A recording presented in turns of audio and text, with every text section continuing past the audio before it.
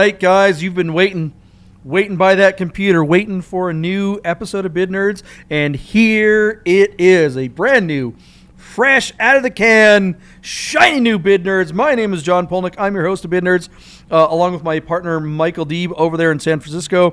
I'm in Las Vegas in the downtown container park. Come and visit us sometime if you're in Las Vegas. You know you're coming to Vegas. You know you're going to probably come out for Vegas Auto Fest. That's coming up in September. Can you guys see that? Vegas Auto Fest, September. Ooh. Look at those. Fancy flyer. Fancy flyer. Fancy ad deck there, guys. If you guys want to be a sponsor to Vegas Auto Fest, you can reach out and find out. But what you didn't tune in to find out about Vegas Auto Fest. You wanted to know what the most interesting car of the day is on Bring a Trailer, Cars and Bids, P-Car Market, all those auction sites, and that's what we do. We pick the most interesting car of the day. We have a conversation about that car. We make a prediction as to what will happen to that car in its auction, and then we reveal what happens in its auction. We will tell you, we will make a prediction as to how much the most interesting car of the day will sell for on its auction, and then we will reveal what actually happened. It's like you get to time travel. It's pretty crazy. We have to wait all this time. We have to sit here. You click, boom. You're like a week in advance. It's amazing. It's amazing. It's magic. Today's car, pretty darn interesting. You know, people ask us all the time, well, there was a singer on that day, and you didn't talk about that. You chose some other car. It's like, look, the most expensive car isn't necessarily the most interesting car, right? So we try to mix it up. What's the most interesting car of the day? What do you think? Are we wrong about this? What's this car, Michael Deeb? Woo, look at that. JP, this is Bid Nerds basically doing a PSA. We wanted to let people know that if they had missed the boat on ordering their heritage anniversary Mustang GT350 that came in Wimbledon white with Viking blue stripes, they could still buy a brand new car that looked like that and save half of their money. So what we're looking at here, John, is a 2017 Ford Mustang Shelby GT350 with just 117 miles on the odometer, offered to us on Bring a Trailer out of Geneseo, Illinois. This car is equipped with Recaros. It's got the Brembos. It's got the limited slip differential, manual 6-speed, the Magna Ride. That's the Magna rhetorical equipped shock cartridges that basically use like liquid metal, and they're electronically adaptive to make the ride both aggressive and comfortable at the same time. These cars were essentially $60,000 brand new. $60,500 was MSRP. JP, the cars that we see that look just like this with like 1,000 or 2,000 miles on them that are the heritage cars are bringing $120,000. This guy's bringing this car back to market, and while those cars are going nuts, this car looks just like it, but the paint is a little whiter and the blue is a little brighter, and it's going to probably go for less than half of those $120,000 heritage muscle cars. So I think this guy he might not make any money on his original $60,000 investment, but he stands to get all his money out of it with no miles out of Illinois. So just an interesting car because it looks just like those other ones, but it isn't one of the special versions. So lot to like here. That flat plane crank V8 revs to like 7,000 RPM. These things fly. They're fun driving cars.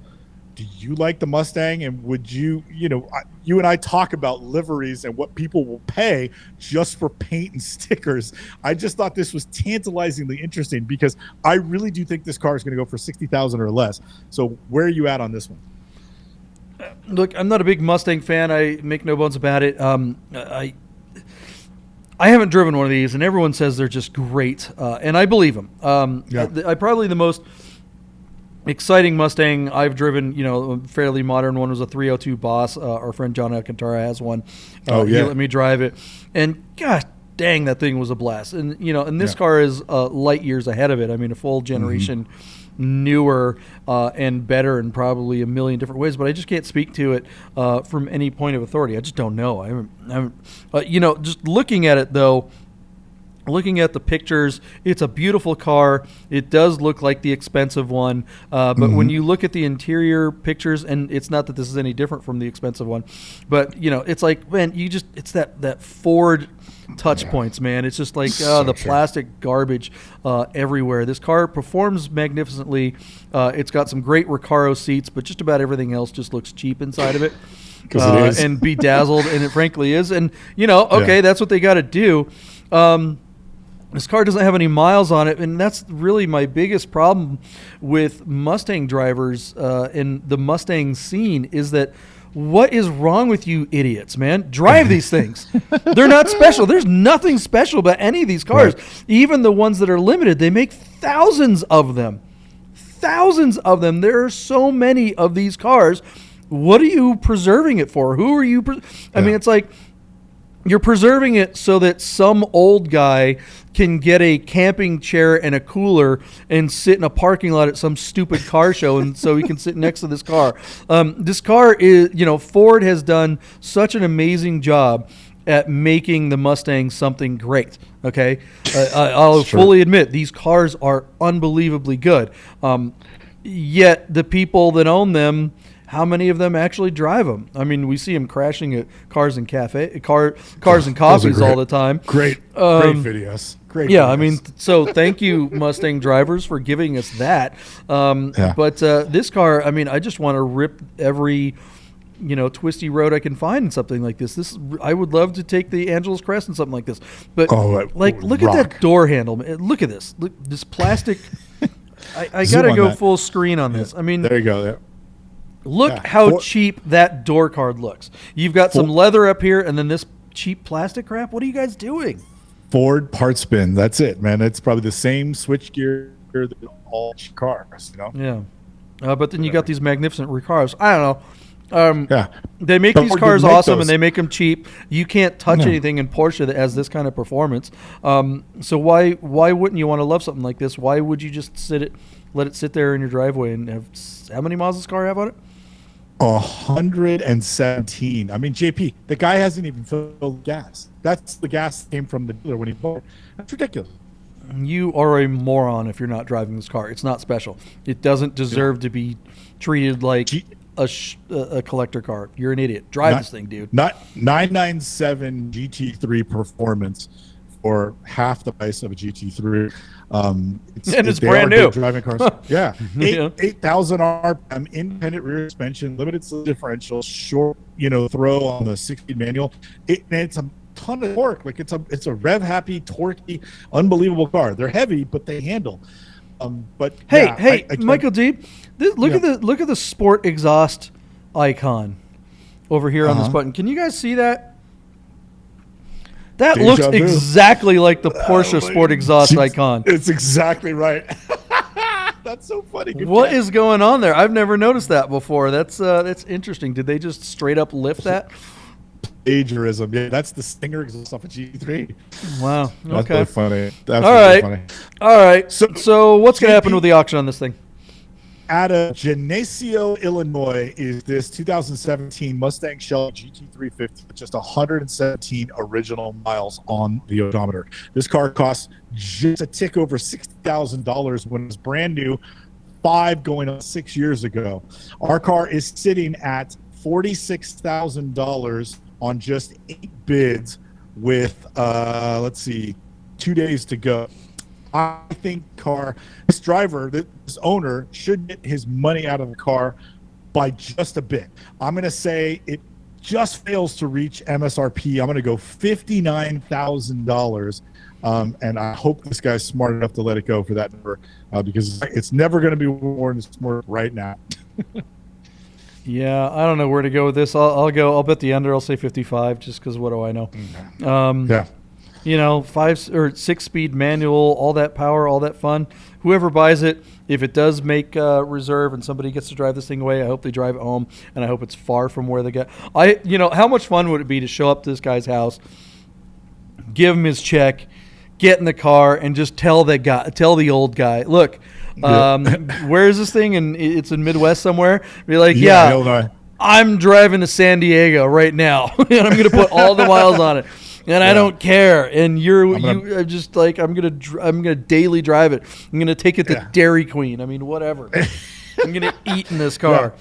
Yeah, my guess is those 117 miles, he probably never revved it out either. He probably did like break-in driving. Yeah, it doesn't even have break-in miles, right? I mean, you still have another 500 miles to go until this thing's broken in. All right, guys, what do you think? Should this car be kept hermetically sealed because it's such an amazing collector's item? Or should the new buyer get out on the road and rip up the rubber, tear off the tires, and drive this car for all it's worth because it's an amazing, spectacular driver's car? Yeah. You tell us. Tell us in the comments below. And while you're at it, hit the subscribe, like, and notification button, and share this video. Share this video with a Mustang person that you know that needs to hear the message. Stop sitting next to your car with a lawn chair and a parking lot in a car show. You look like an idiot. Drive this thing. If you're going to go to a car show, fine. Go to a car show and let the car sit there. But don't sit next to it in a lawn chair. You look so dumb. All right, guys, we're going to find out how much this car sells for right after this. Okay, guys, I want to tell you about Vegas Auto Fest. The drivers are coming. This is one of our big sponsors. It's the biggest car show of the year in Las Vegas. It's one of the coolest car shows you can possibly experience anywhere. If you haven't made plans to be part of Vegas Auto Fest on September 17th, then do it now. Go to vegasautofest.com and register your car. You think you're a car enthusiast? Doesn't matter where you live. Plan a trip to Vegas on September 17th and come out and see this show. It's like Monterey Car Week all in a day. Have you ever been to the Quail? Have you ever been to Works Reunion? Have you ever been to Amelia Island? All those car shows are amazing and great. Have you been to Luftkult? Sure, but Vegas Auto Fest is something special. Make a plan for September 17th. We'll see you in Vegas. Welcome back. A little time travel for you guys. You were just watching a little commercial. You saw us talk about this Mustang. You're going, boy, I wonder what a Mustang's worth these days. Well, we're going to find out right now because we waited a whole week, came back, recording the second half of the show along with our producer, Patootie. Who is barking at intruders that are walking by, apparently. But hey, let's go ahead and talk about this here Mustang. Shoe Doggy, what happened with this auction? Well, JP, somebody bought this 2017 Mustang Shelby GT350, dressed it up like an old Mustang in white with blue stripes, and then never drove it. This car is sitting at 117 total miles on the odometer. They've decided to bring a trailer and put it up for sale. It's worth noting that the original MSRP in this car was $60,000. But you and I, the one thing we agreed on this lot is that we didn't think this car would bring sticker. I said $59,000. I thought it would come close but fall short. You said 55. You actually took the under and thought that it wouldn't really come anywhere near MSRP. Our car, to my shock, sold for $64,500 on a whopping 40 bids. I mean, this car, of all the cars we covered last week, John, this car got the most action, 40 bids. So anyways, so bit of a surprise to the result. Is that reflective of the current market that we're in, or is that just reflective of the Mustang client base, the fanboys that are all American muscle? I certainly Mustangs aren't drivers' cars. They're kind of cruisers, in my opinion, or show-off cars. You could do burnouts. If a Mustang was a driver, it would be a Shelby. They rev, they handle. They're still boat anchors to me, but this one's kind of cool. Brembo brakes and a 6-speed and all that fun stuff. 40 bids, man. That's a lot of action. I can't believe this car went for over sticker this many years later. That's crazy. Now, again, we were comparing it to a Heritage, and if you wanted a Heritage with the same miles, you'd be at $120,000. So you still saved 50 grand, 60 grand from that, but it's still a bonkers result to me. What do you think? You know, many of you may not know that my partner, Michael Deeb, knows a lot about cars, but he also happens to be a restaurateur. If you're ever in San Francisco and you're on Nob Hill, make sure you go to the Nob Hill Cafe. Did I get that right? Yes, it did. Absolutely. Taylor Street. Come down. I will tell you firsthand that I've had maybe the best pasta I've ever had in my life. At his restaurant, and you guys should be so lucky to enjoy such a thing. And here's the thing, a plate of pasta at the Nob Hill Cafe is something that not many of us have had. There are few of us who have gotten the opportunity to enjoy something like that. But you know what sells a lot is Kraft macaroni and cheese.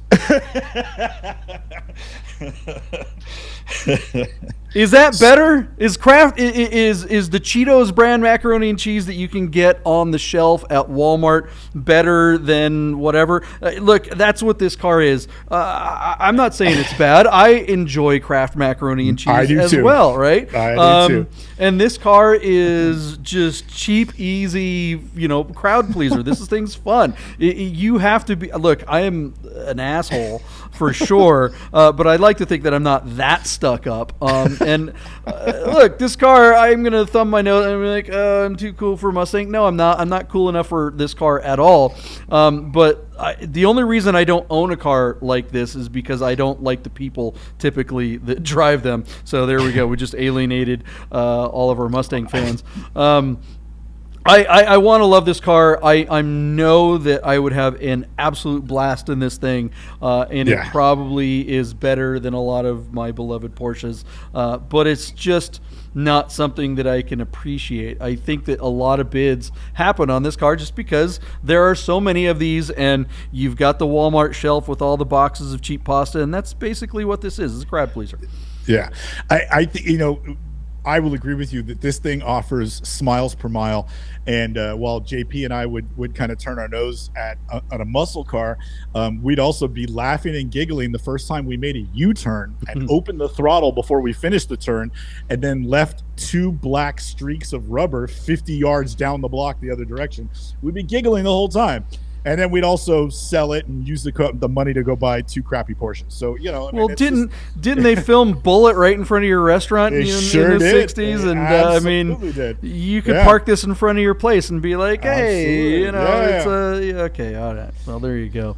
So, you know what's weird, JP, is that Jacqueline Bisset was Steve McQueen's love interest in the movie, and the apartment that he kept is right across the street from the Nob Hill Cafe. And Ford people come and film. They take photos of that building. It's like train spotting. Do you know what I mean? Like they come and they take pictures of that building. When Ford has done the European Ford Ka, they took all kinds of photos in front of that building, and then they did the first Bullet Mustang tribute car in 01. They did the junket for the car for like a week at the Fog City Diner on the wharf, and they gave the journalists maps of the chase scene with the Dodge Challenger. And so all these Mustang press cars were coming up, stopping in front of the apartment building and taking photos, and then they would go over the Taylor Street Hill and do all the rest of the chase scene. And that was the test route for those guys to use the car for half a day. So that location is part of Ford's heritage because of the movie. So yeah, all cool stuff. I get it.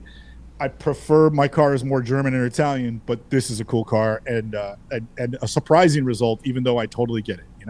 Do you still have that parklet out in front of during the COVID? They had you guys. Okay, why don't you just put a sign out on that thing that just said Steve McQueen ate here? I mean, who cares? Who's gonna fact check that? I should do that. You'd probably sell a little bit more pasta. All right. Yeah, for sure. All right, guys. Well, what do you think? Is the Mustang your cup of pasta, or is you something? Do you like something a little bit more refined? Tell us in the comments below. Also, let us know that we're a bunch of stuck-up a-holes that don't know anything about Mustangs. You would be absolutely correct if you wrote that in the comments below. And while you're at it, hit the subscribe, like, and notification button on this video, and share it with a friend to mock us.